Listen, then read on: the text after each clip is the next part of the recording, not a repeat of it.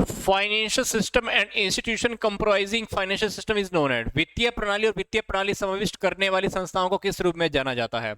Brain of the economy, heart of the company, mind of the company या blood of the company?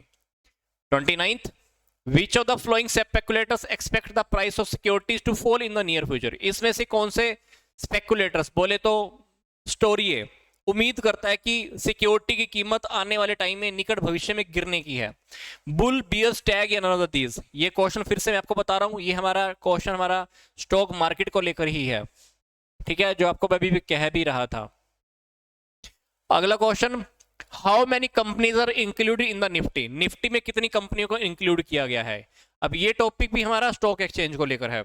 Which of the following is responsible for the fluctuation of Sensex? Sensex में उतार चढ़ाव के लिए निम्न से कौन उत्तरदायी है?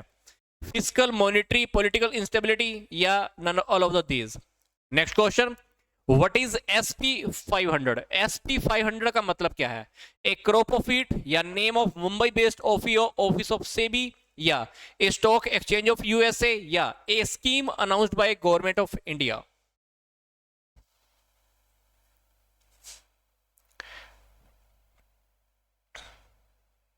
यस, 28 का आंसर डेफिनेटली हमारा ब्रेन ऑफ द इकोनॉमी ही है, ठीक है।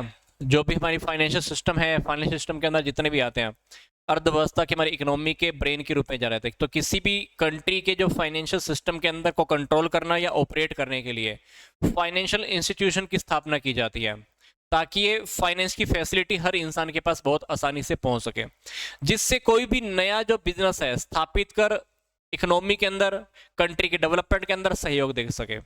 तो ये आंसर हमारा ब्रेन ऑफ द इकोनॉमी ही है। और अगर हम बात करें निफ्टी के क्वेश्चंस की, तो निफ्टी के अंदर ये रियलिटी में NSE का इंडेक्स है, ठीक है। तो इसको शुरू कब किया गया था? 21 अप्रैल 1996 को। तो इसके अंदर जो हमारी 50 जो बहुत अच्छी वाली कंपनी है, सर्वश्रेष्ठ कह सकते हैं, बेस्ट ऑफ बेस्ट कंपनीज का जो स्टॉक है ना, उसको शो किया जाता है। तो डेफिनेटली इसका आंसर हमारा 50 है। जो सर्वश्रेष्ठ अच्छी से अच्छी जो हमारी कंपनी है ना, 50 कंपनी है, उनके स्टॉक को दिखाते हैं, ठीक है। और अगर हम नेक्स्ट क्वेश्चन की बात करें 29 के, 29 होता है मंदड़िया।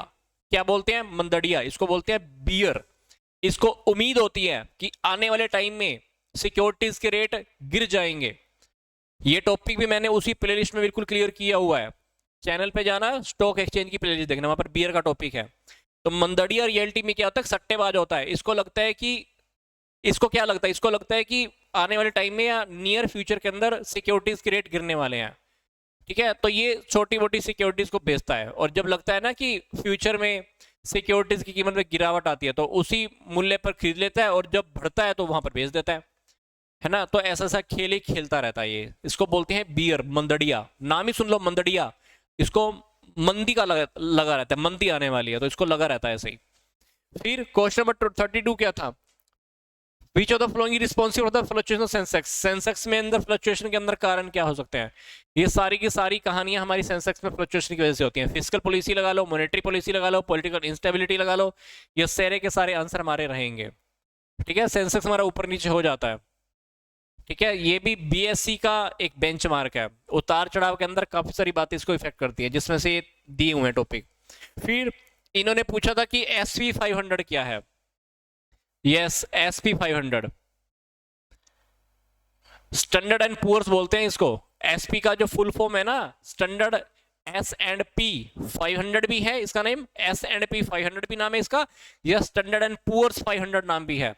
ये USA में जो 500 जो पब्लिक सेक्टर के अंदर जो भी हमारे कारोबार करने वाली कंपनियां है ना, उनकी मार्केट का कैपिटलाइजेशन वेटेड इंडेक्स है ये। तो आंसर हमारा C है ये, ए स्टॉक एक्सचेंज ऑफ USA, क्योंकि USA के अकॉर्डिंग है ये। तो USA के अंदर जो हमारी 500 पब्लिकली रूप से जो भी काम करने वाली कंपनियां है ना, उनकी मार्केट की कैपिटलाइजेशन वेटेड इंडेक्स है। तो ये डेफिनेटली एक स्टॉक एक्सचेंज ऑफ USA है हमारा ये। दो क्वेश्चंस और, question number 30 and question number 34। The first mutual fund scheme in India was introduced by, जो भारत में पहली म्यूचुअल फंड की स्कीम कब शुरू की गई थी? किसने शुरू की थी? RBI, UTI, SBI या government of India? The next is FICCI was founded in the which year? FICCI किस वर्ष स्थापित हुआ था? 27 में, 29 में, 28 में या 30 में?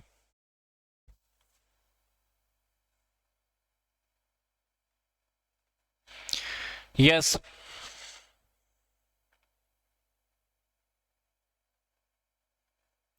इंडिया के अंदर सबसे पहले जो म्यूचुअल फंड स्कीम का जो शुरुआत किया था ना, वो यूटीआई ने किया था। ठीक है, किसने? यूटीआई ने। तो इसका नाम पूरा का पूरा नाम क्या है? Unit trust of India. इसे भारत की सरकार द्वारा रिजर्व बैंक ऑफ इंडिया के रेगुलेशन और जो भी एक्ट के हैं उनके अंडर में इसका हमने शुरुआत किया था। तो यूटीआई के पास ना वर्ष 1988 के अंतर 6700 करोड़ रुपए की प्रॉपर्टी भी थी और इसकी स्थापना लगभग 1963 में हुई है। एग्जैक्ट ईयर मुझे याद नहीं है, बट आई थिंक 1963 ही है इसका जो एस्टेब्लिशमेंट यूटीआई का हुआ है। ये चेक कर लेना, वेरीफाई कर लेना, 1963 होना चाहिए। ठीक है, नेक्स्ट है FICCI founded which year? FICCI किस वर्ष स्थापित हुआ था? Federation of Indian chambers of commerce and industry. Federation of Indian chamber of commerce and industry, FICCI। Yes, 1927। 1927 में इसको JB बिड़ला और पुरुषोत्तम दास ठाकुर दास द्वारा महात्मा गांधी के सलाह पर 1927 में स्थापित किया गया था। ये रियलिटी में भारत के अंदर जो भी हमारे व्यापारिक संगठन है, जो भी हमारे बिजनेस ऑर्गेनाइजेशन है, उनका एक संगठन है, ग्रुप है या एक पूरा का पूरा ऑर्गेनाइजेशन है। तो भारत का ही, इंडिया का ही सबसे बड़ा और सबसे पुराना एपेक्स लेवल का हमारा एक ये व्यापारिक संगठन है और जो इसका जो मेन हेड ऑफिस है वो नई दिल्ली के अंदर है। FICCI, federation of Indian chamber of commerce and industry, FICCI।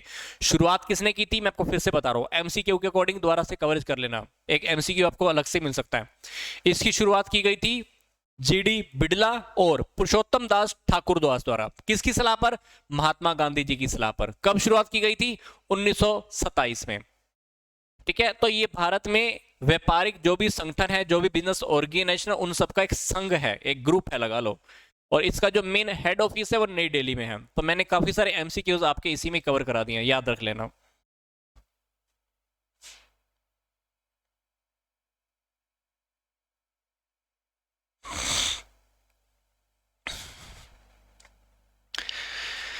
Question number 35, 36, 37, 38, 39, 40 and 41।